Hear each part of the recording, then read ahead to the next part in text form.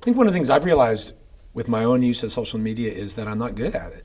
And I suspect that most of us aren't. But, I went off Facebook a number of years ago when I had a personal crisis come up.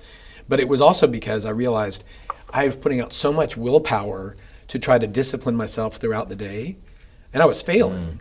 And I could take one big chunk of willpower and deactivate my account. And then I didn't have to put out the little bits of willpower. We only have so much. And so I think mostly I've been aware of my sort of surprising inability to moderate usage of at least some social medias. Alan Jacobs, who we've been with this week, has been reminding us that it's not social media, there are various social media, and they work differently, they have their own architecture. But I know with Facebook, I just couldn't handle it. So I had to go off because I couldn't handle it. I never went on because of stories like that. Yeah. Well, I mean, it's helping me to see that it's not just a black hole.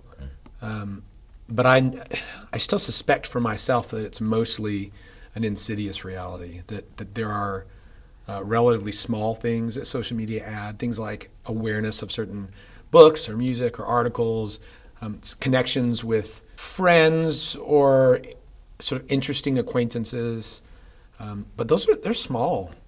There's so little I miss. When I went off Facebook, I was surprised again. That's the thing that I really enjoyed it. I didn't know that so-and-so was pregnant. And then I ran into them, and then they had a belly bump. Or, they mentioned they were pregnant. Or I didn't know that so-and-so had their baby. And so then I could go, oh my goodness.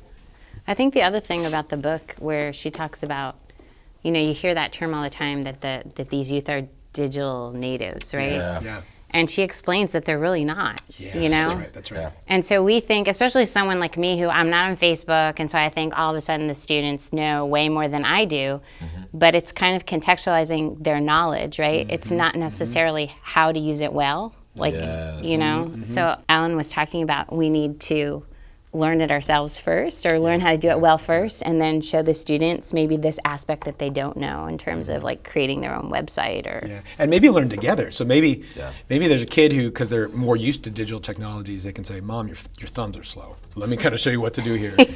But you can come in and say, yeah, but I'm wise.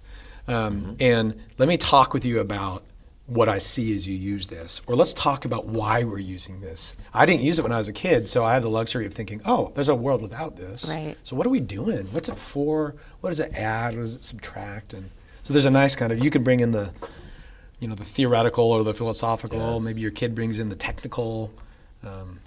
I could see that being a really good thing.